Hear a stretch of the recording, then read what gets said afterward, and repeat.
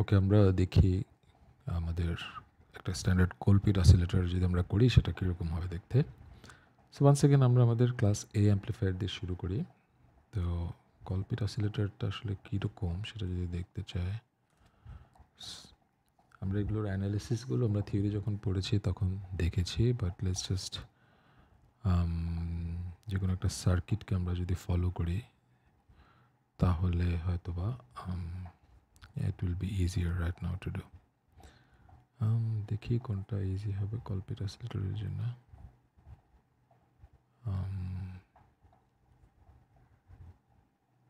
Okay, let's try to do a similar circuit. So আমার থাকছে হচ্ছে আউটপুটের সাথে একটা এল, দুটো সি। সো আমার লাগছে দুটো সি, আমার লাগছে একটি। আচ্ছা, সো আমি একটা কাজ করি আর একটু জাস্ট জিনিসটা যদি একটু ক্লিয়ার করতে চাই। সো কলপিট অসিলেটর যেটা করবে সেটা হচ্ছে আউটপুটের একটা পার্ট সে ইনপুটে ফিডব্যাক করবে। সো আমার এখানে কোনো ইনপুটে কোনো সোর্স লাগবে না।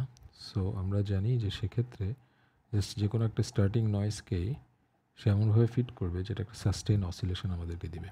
সো আমি যদি এখানে একটা ফিডব্যাক সার্কিট দেই, যে সার্কিটটা ফেজটাকে সেম করে দেয়, সো ইনপুটের ফেজ আউটপুটের ফেজ সেম হবে, ইনপুটের ফেজ এবং এটা যখন ঘুরে আবার এখানে আসবে ফিডব্যাকটা তার ফেজ সেম হবে, তাহলে আমি কোনো ইনপুট ছাড়া একটা সাস্টেইনড অসিলেশন পেতে পারি।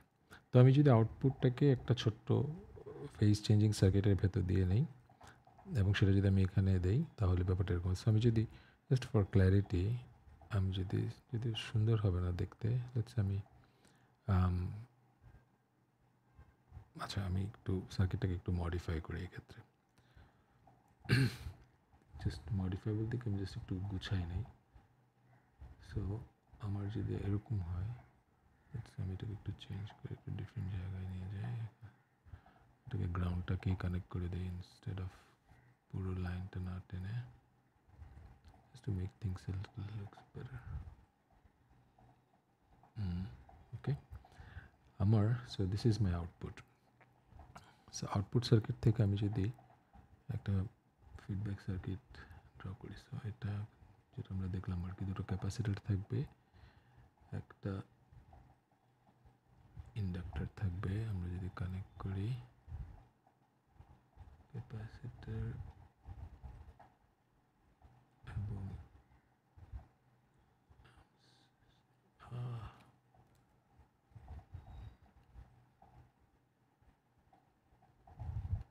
ওকে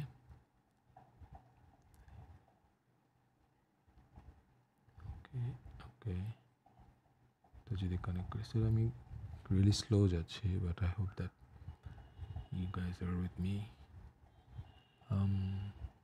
এই পার্টটা ছিল একটা গ্রাউন্ডের সাথে কানেক্টেড, আমার এটা আমি ডিরেক্টলি ইনপুট থেকে নিচ্ছিলাম। সো আমি ইনপুট ক্যাপাসিটারটা দিয়ে দিই।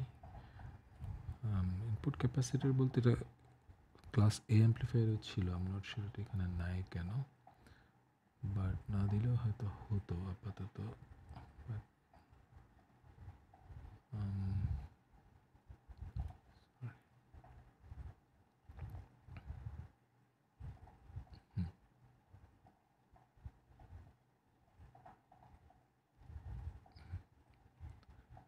Quite a challenge to draw without a mouse. Okay, so আমরা এটা আমাদের ইনপুট ক্যাপাসিট্যান্সের সাথে মিলাই দিই। এটা 10 মাইক্রোফ্যারাড ছিল, লেটস কল দ্য 10 মাইক্রোফ্যারাড। এই ক্যাপাসিটরগুলোকে আমরা লেটস সে 0.1 মাইক্রোফ্যারাড দেই, এটাকে দেই 0.1 মাইক্রোফ্যারাড, এটাকে দেই আমরা হচ্ছে 1 মিলি হেনরি। আমরা আউটপুটটা যদি এটা থেকে নিয়ে ইনপুটে ফিড করি, সো এখান থেকে নিয়ে আমি যদি এই পয়েন্টে ফিড করি, I think that kind of completes the circuit. The সিমুলেশনটা করি, I can see that there is an oscillation. আমার কিন্তু কোনো ইনপুট, কোনো সোর্স নাই, so I get a sustained oscillation.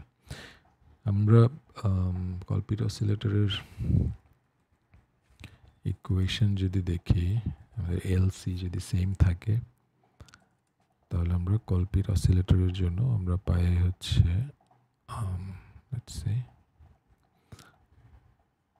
I think 1/, I think this is the frequency. আমার যদি C same হয় তাহলে আমাদের ইকুয়েশনটা হয়তো আবার একটু সিম্পলিফাই হবে, 1/LC হতে পারে।